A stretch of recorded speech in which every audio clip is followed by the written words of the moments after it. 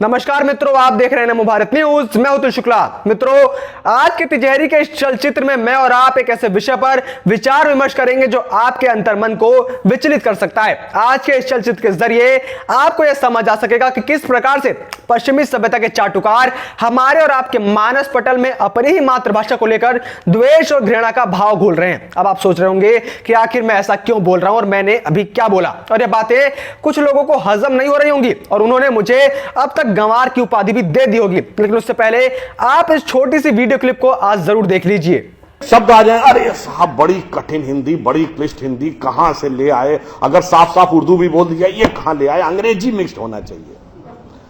भाई अंग्रेजी मिक्स्ड होकर हम देखिए ये सारी चीजें हम लोगों के दिमागों में बैठा ली जा रही। हम कहां जा रहे हैं, एक छोटा सा उदाहरण आपको देता हूं। मैं किसी भाषा के प्रति सम्मान या असम्मान नहीं व्यक्त करना चाहता, एक तथ्य सामने रखना चाहता हूं। अंग्रेजी भाषा में केवल 5 वॉवेल हैं, AEIOU, केवल 5 वॉवेल, और मात्रा पाई जैसी कोई चीज ही नहीं है।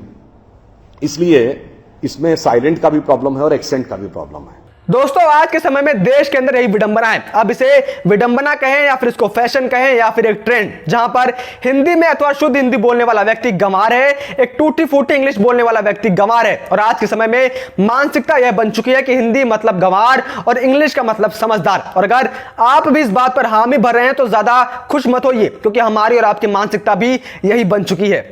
हम भी आज अपने बच्चे को अंग्रेजी मीडियम स्कूलों में पढ़ाते हैं और सोचते हैं कि हमारा बेटा सूट बूट टाई पहने अंग्रेज बन जाएगा। हमारे और आपके घरों में अगर बच्चा इंग्लिश बोलता है तो उसे समझदार समझा जाता है, और अगर किसी का बच्चा अंग्रेजी नहीं बोलता तो उसकी मां परेशान हो जाती है कि हमारा चिंटू तो अंग्रेजी नहीं बोलता, वो तो नालायक और निकम्मा है। तो भेदभाव तो हमारे और आपके घरों से ही चला आ रहा है, जहां पर आज बच्चों को अंग्रेजी सिखाने के लिए हजारों रुपए का ट्यूशन लगवाया जाता है और हिंदी को भुला दिया जाता है। तो ऐसे में हम और आप कैसे इस बात पर हामी भर सकते हैं, क्योंकि समस्या का हिस्सा तो हम लोग खुद भी हैं।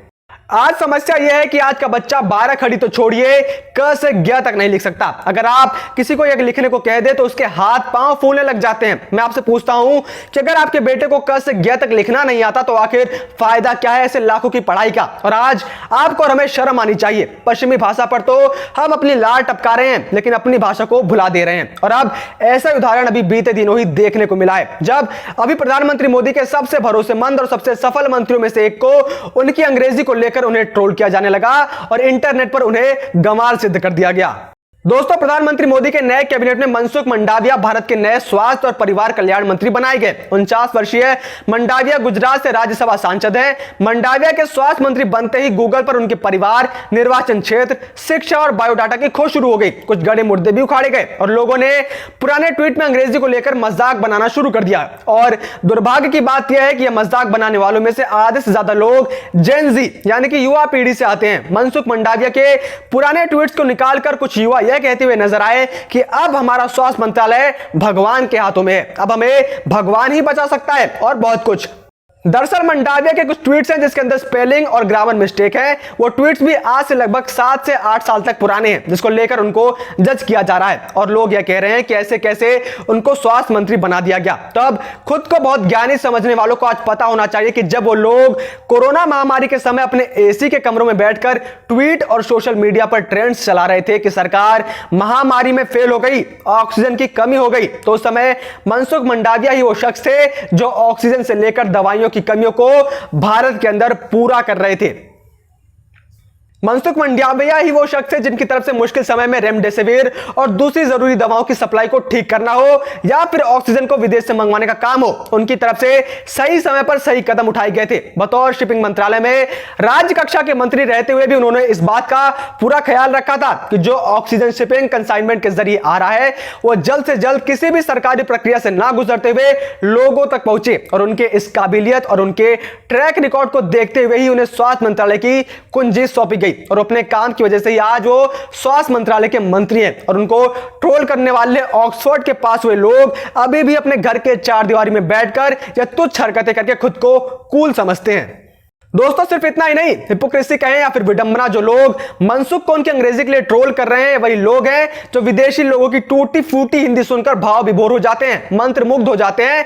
तब उस समय इन्हें अंग्रेजों की उस टूटी फूटी हिंदी से अमृत रस टपकता हुआ दिखता है। और जब इनसे कहो कि अरे वो तो गलत हिंदी बोल रहा है, तो ये लोग कहते हैं कि अरे तो उसकी फर्स्ट लैंग्वेज थोड़ी है। कहने का मतलब है कि वो उसकी मातृभाषा थोड़ी है। तो ऐसे में मनसुख की कौन सी मातृभाषा अंग्रेजी है। लेकिन यह एक्सेप्शन दुर्भाग्यवश अंग्रेजों के लिए ही मात्र लागू होता है, हमारे और आपके लिए नहीं। खैर, भले ही हमारे देश में कुछ युवा बुद्धिजीवियों द्वारा हिंदी को नकार दिया जाए, लेकिन हकीकत तो यह है कि पूरे विश्व में आज हिंदी की पकड़ और महत्व दोनों ही बढ़ रही है। आज दुनिया भर का हर छठा व्यक्ति हिंदी बोलता है या फिर समझता है। 20 से ज्यादा देशों में हिंदी भाषा का इस्तेमाल किया जाता है। यहां पर आप हिंदी भाषा की महत्वता का अंदाजा आप इसी बात से लगा सकते हैं कि 7 भाषाएं ऐसी हैं जिनका इस्तेमाल वेब एड्रेस बनाने में किया जाता है, उनमें से हिंदी भी एक है। हिंदी की लोकप्रियता का अंदाजा आप इस बात से भी लगा सकते हैं कि हर साल इंटरनेट पर हिंदी कंटेंट की मांग 94% बढ़ रही है। हिंदी सबसे ज्यादा बोले जाने वाली भाषाओं में से एक है। दुनिया के 176 विश्वविद्यालयों में हिंदी पढ़ाई जाती है, जिसमें से 45 विश्वविद्यालय अमेरिका के हैं।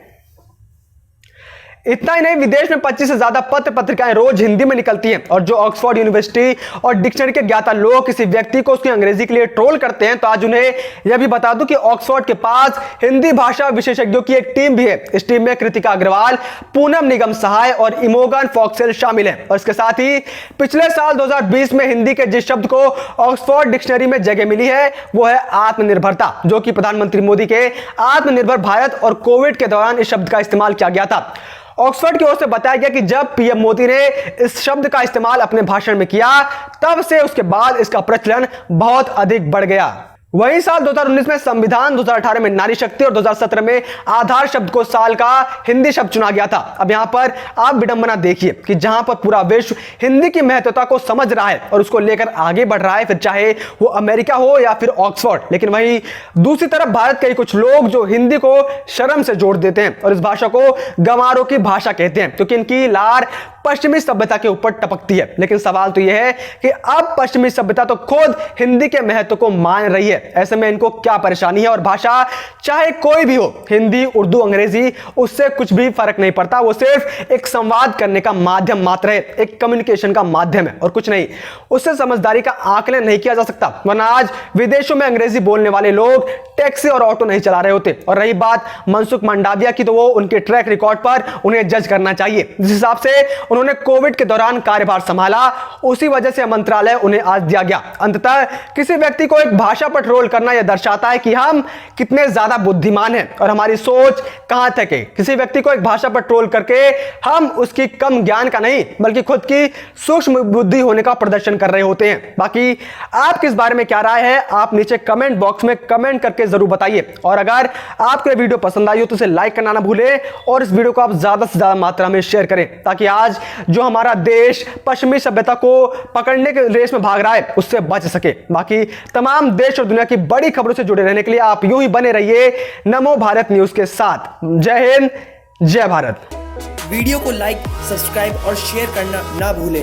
अपने विचारों को कमेंट बॉक्स में लिखकर हम तक जरूर पहुंचाइए।